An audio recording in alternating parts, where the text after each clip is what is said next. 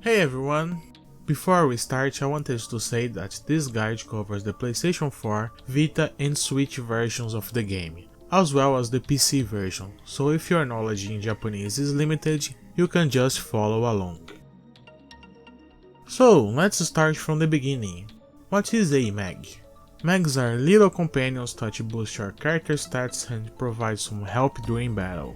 Mags are probably the only thing in the game that you can't easily fix without spending real money, so learn how to properly raise them before feeding them with anything.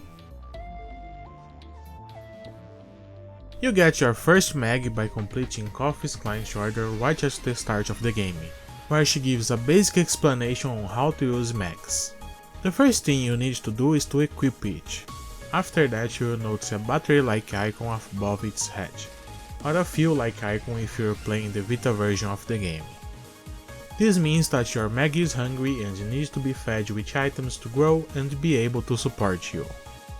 When the meter is totally empty, you can feed your mag up to 3 times, then you need to wait till it gets hungry again.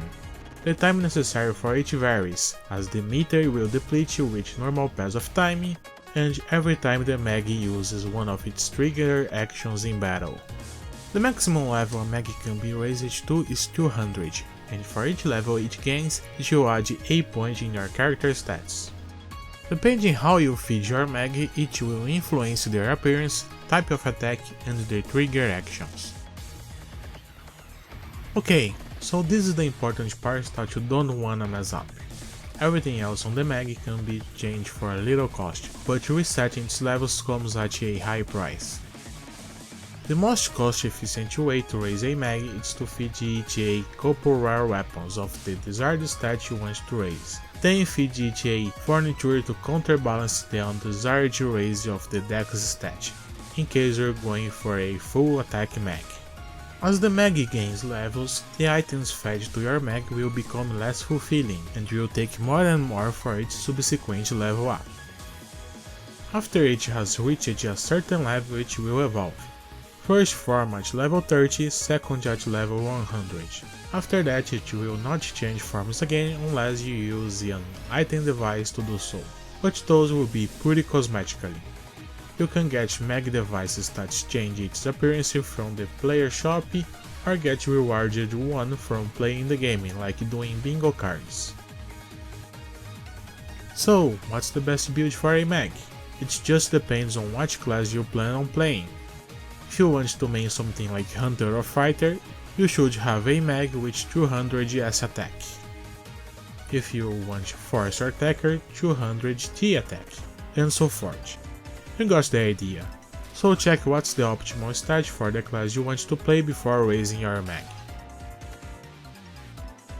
After some rebalances to a couple hybrid classes from episode 5 forward, it's now viable to have a full dex mag to them, they being Braver, Bouncer, and Photon.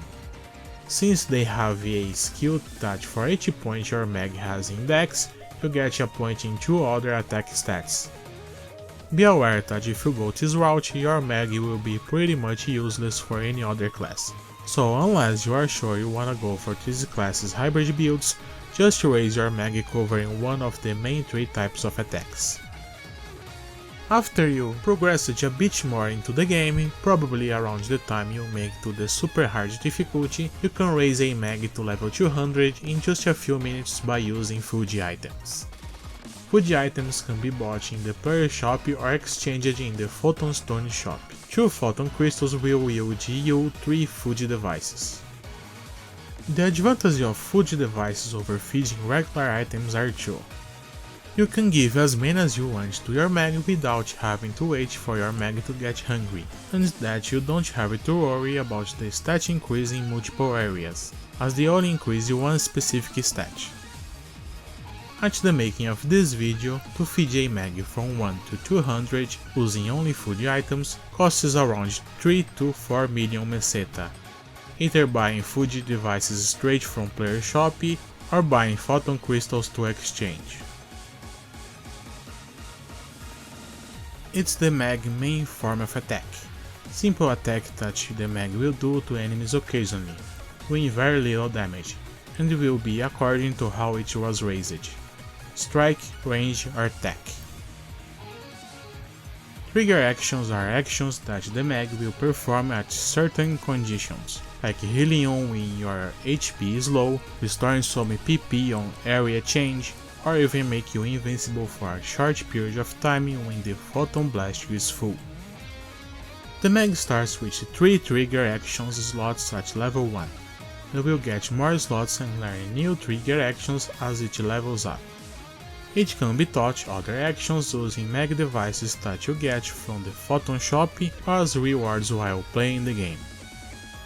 When it reaches level 100, it will have 5 trigger action slots that can be increased further to 8 using expand device items. The mag won't be able to use any of these actions if it's hungry though, so remember to feed your mag at the start of a quest.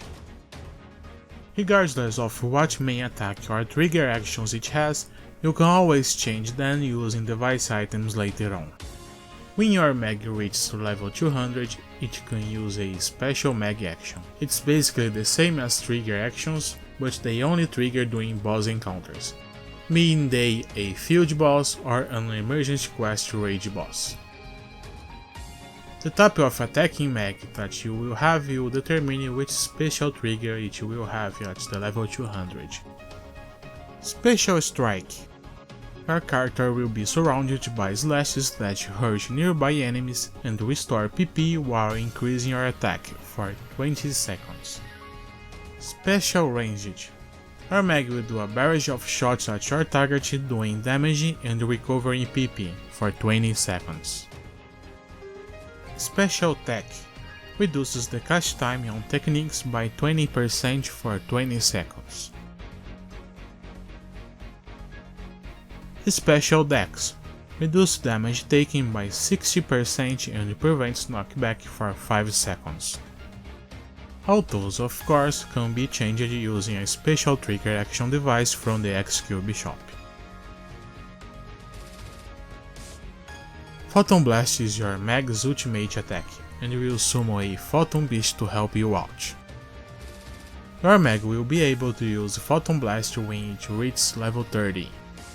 Depending on how you fed your mag, it will evolve into one of the several types of mags, and with it he will gain a specific type of Photon Blast. Not gonna be covering here how to feed your mag to get a specific type of blast, because regardless of the type you end up with, you can change it using items from the X-Cube shop for next to nothing. The Photon Blast gauge fills up as you deal and take damage, and the rate they fill will depend on the Photon Blast type. The Photon Blast targets the last enemy you have your lock on before it engages its attack animation. Because of the power creep in recent years and Sega not adjusting the power of the Photon Blasts accordingly, and not to make this video too long, I will be only covering the 2 best Photon Blasts, Julius Nifta and Ketos Proi. Julius Nifta creates a super powerful suction orb that sucks all enemies in the near area towards it, while also doing damage. Pretty good on all classes, and it's the best for doing quests with lots of mobbing like limited quests. Ketos Proi continuously restores HP and PP for you and the players nearby. It's the one that fills the Photon Blast gauge up the fastest. Mostly used by tech classes like Force and Techer, but it's also good to use by any other classes for boss battles. All the other Photon Blasts at the point of making this guide are basically useless. The damage from them is so low that it isn't worth for the time it takes to do the summon animation, making it a waste of time DPS wise. If you would summon something like Helix Proi, the damage it would do could be achieved by just a couple of your attacks.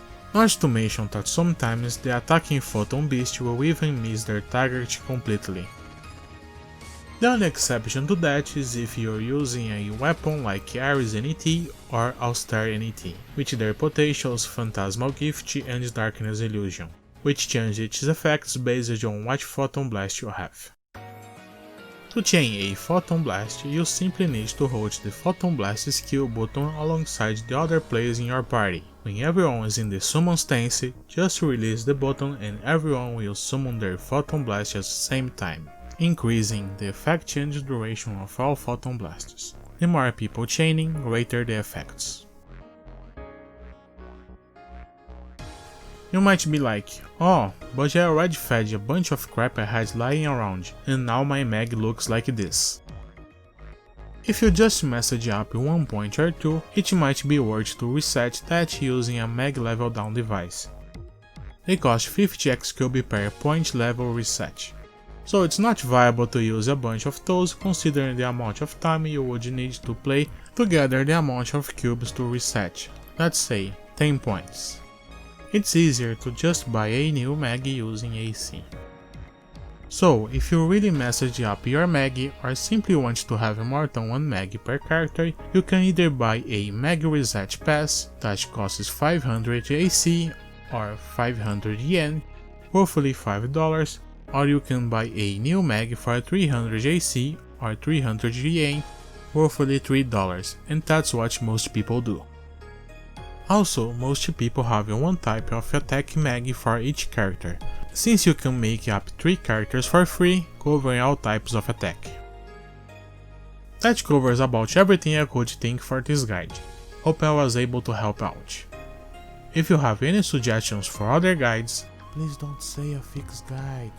Let me know in the comments and I will see what I can do.